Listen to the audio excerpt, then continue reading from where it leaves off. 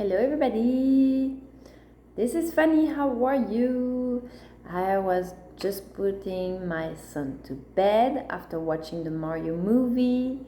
Um, I thought it was a genius movie, awesome. So I wanted to make a 10 minutes review, special references to the Emerald tablets in the Mario movie and a few other winks that I saw that were super funny. And they explain in the bonus, they give you some clues, but it's like a mastermind also that they created through the Mario movie. The characters, maybe you can recognize yourself in some of the characters. There is a lot of philosophy as well, like with the blue mushrooms and the red mushroom, blue pill, red pill, references to Matrix, but also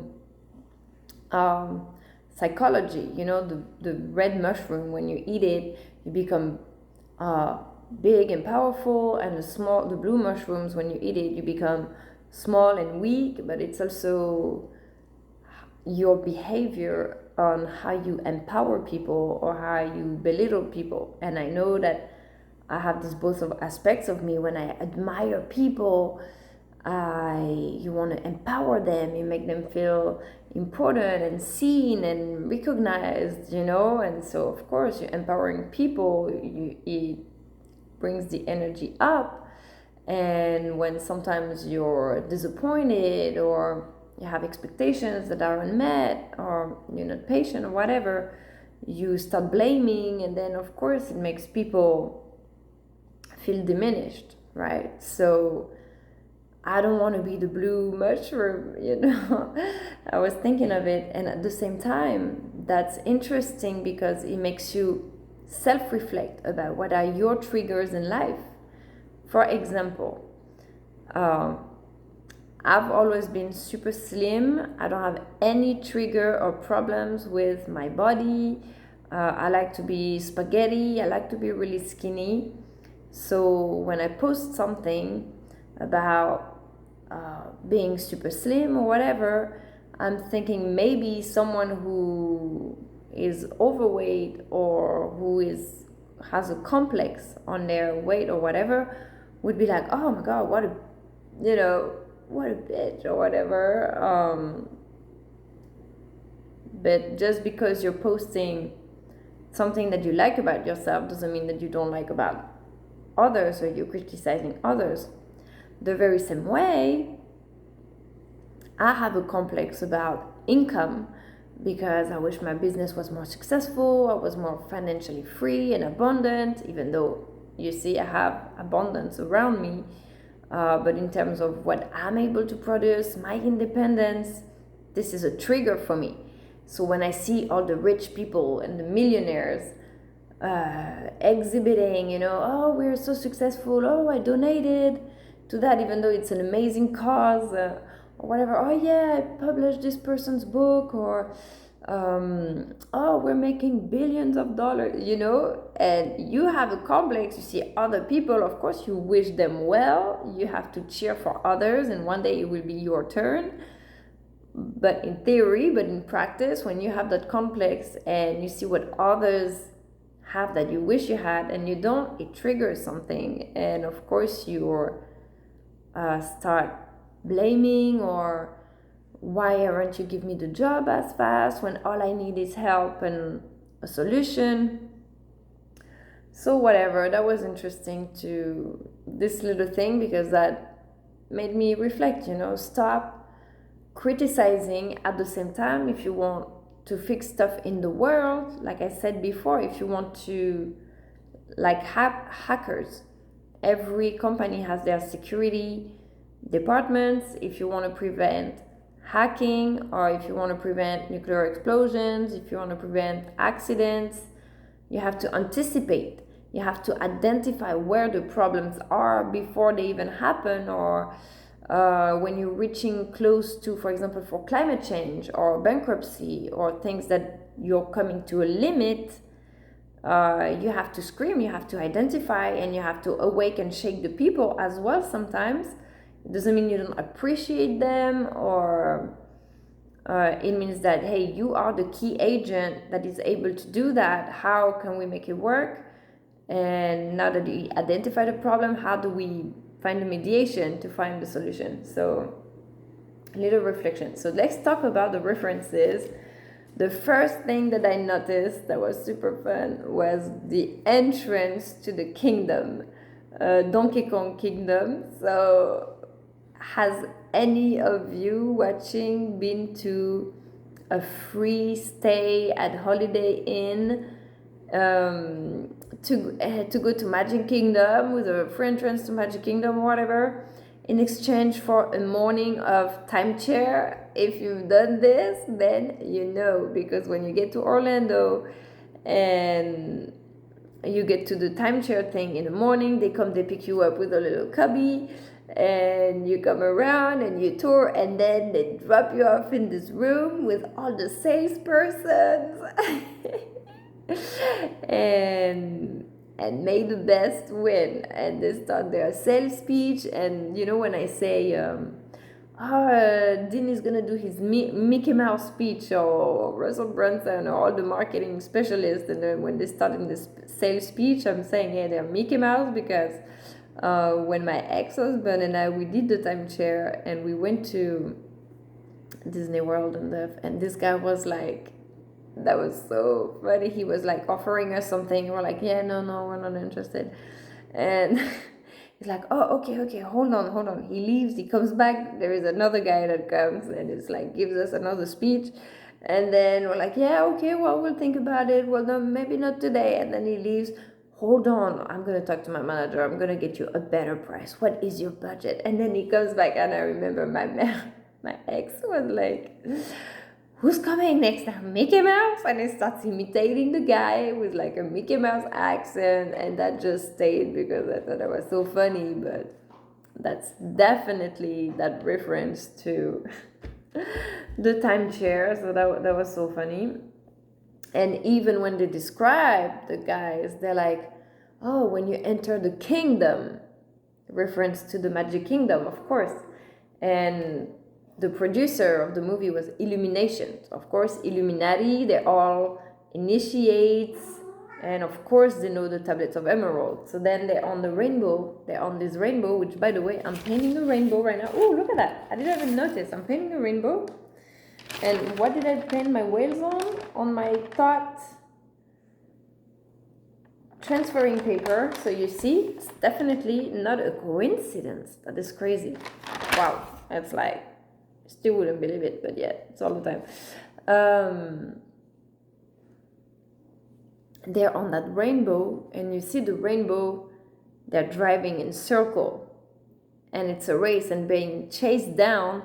And as soon as I saw that they're the racetrack in circle, I said, who's chasing them in angle? And at that time, you have the Donkey Kong who comes to Mario and he tells them, oh, you look embarrassing, or whatever. The angle, right? Giving someone's opinion that is not requested or whatever. You know, you have the person who's bringing their angle, their perspective, and moving in circle. That means moving as a tribe, right? As the plot is going in circles. So that was super fun, because the Tablets of Emerald, of course, they say,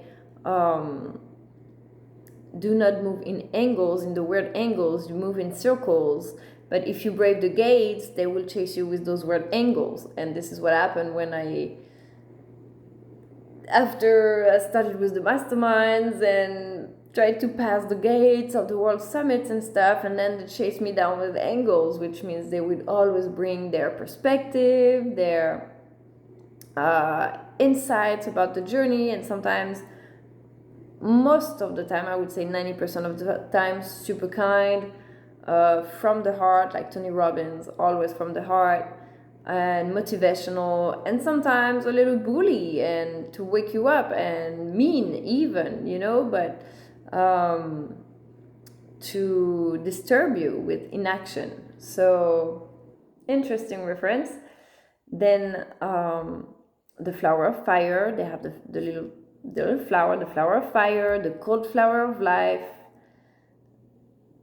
the red mushroom, the blue mushroom, yeah, the red pill and the blue pill also. And the reference to psychedelic drugs, the pipes are bongs, right? And the mushroom, psychedelic. So when you're taking the mushrooms, you're expanding your consciousness as well.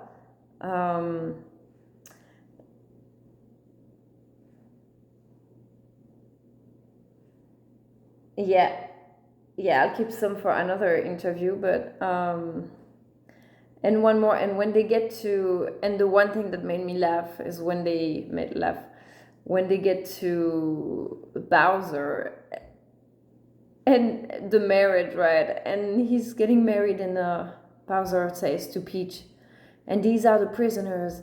I will be sacrificing them in your honor." And that reminded me of that event, right, that happened in France, and that I completely freaked out because I, at first, this supposedly terrorist attack that there was in France, at the church in my city, that was obviously a message sent to me after I made that encounter. Talk about it in my encyclopedia. I'm not talking about it right now.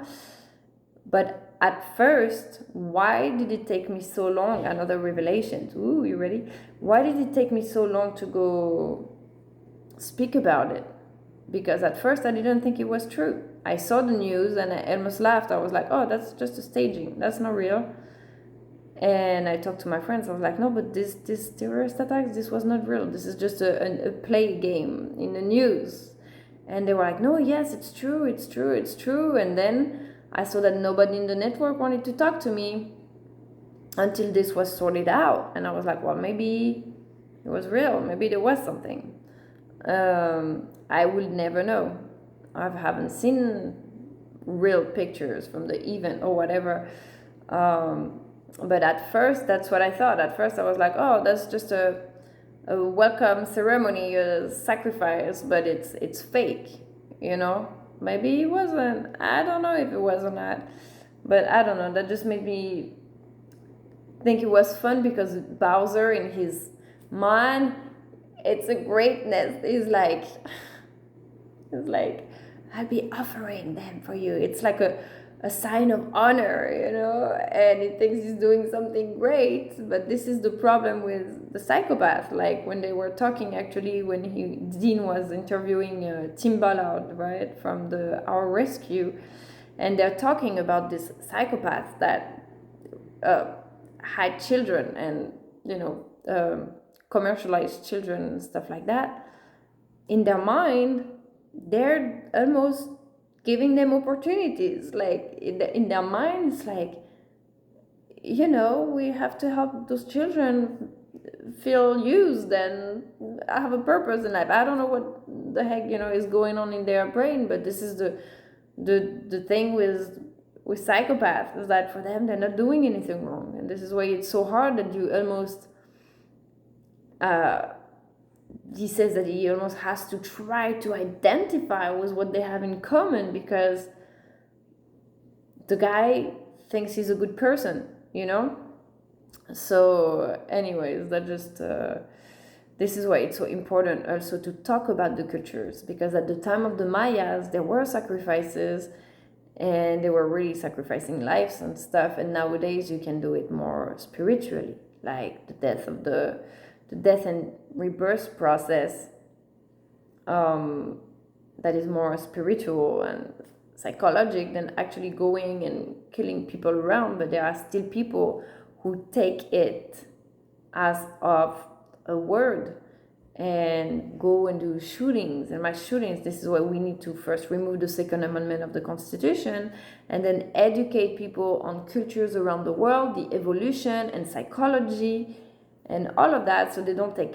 everything in the literal sense, but also learn the symbolism about it.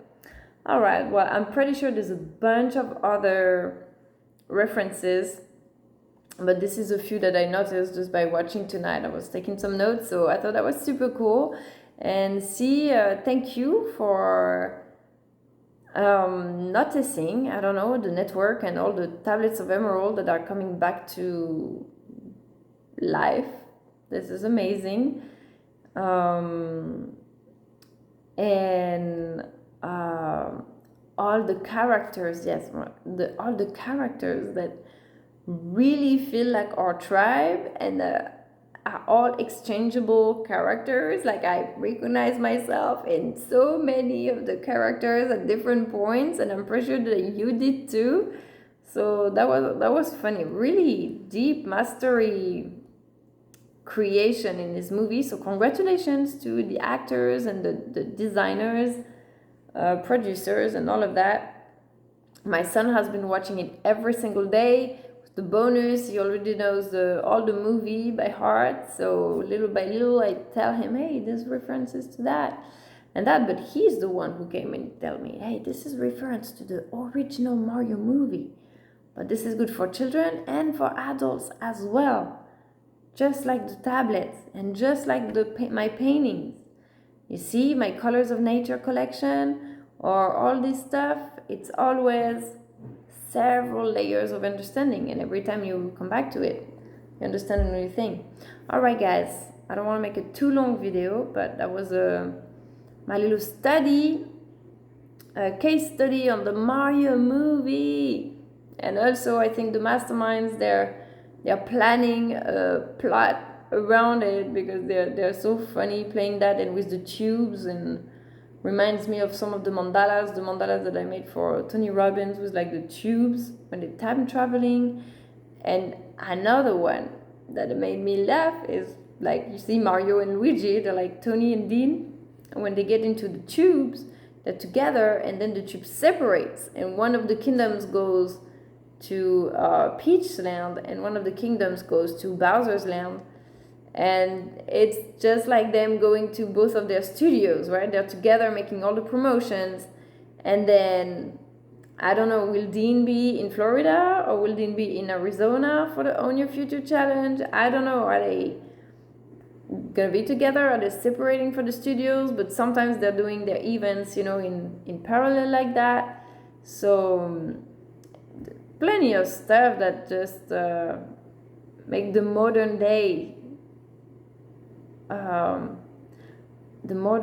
of the Nintendo, the modern day of the tablets of Emerald, just like the encyclopedia, it was the same thing. And we see how the cycles repeat, and you can make a world of Wonderland, and then you come back to the real world, the blue pill or the red pill, which one is it? It's a little difficult to adapt. And for most of us that are dreamers or creators, when you have to face the reality and just administrative stuff, or just plug in cables in and looking for jobs and stuff, it's really, really, really difficult, because you have all these imaginations and creativity, but yet back to reality, you still have to deal with your stuff, grounding. It's important to go outside, to meet people. Today I went outside, I came back home with $600. If you take the step to go out and look for things with a plan, and say, no, I'm not coming home until I reach my goal, then you make things happen. So yeah, it's important, mostly the movement. We were talking about this with my student the other day, who was a dance teacher, and and manifesting. I was like, when dancing, people who are athletes or dancers or people who use their body a lot, they're master manifestors, because when you're moving your body, you're moving waves of energy around you. So of course, when you resonate, will echo back to you, right? So frequency from the universe. So if you're a lot into your head and you emanate a lot of ideas and stuff, you will bring back a lot of ideas, but it doesn't mean that you're actually manifesting them in your life. So this is our task also in this world, and mostly all the scientists and people who are a lot into the brain and the consciousness, to root all this to the earth, bringing heaven on earth, the 777 portal. We're still in it. All right, everybody. Thank you for watching. Have a great evening.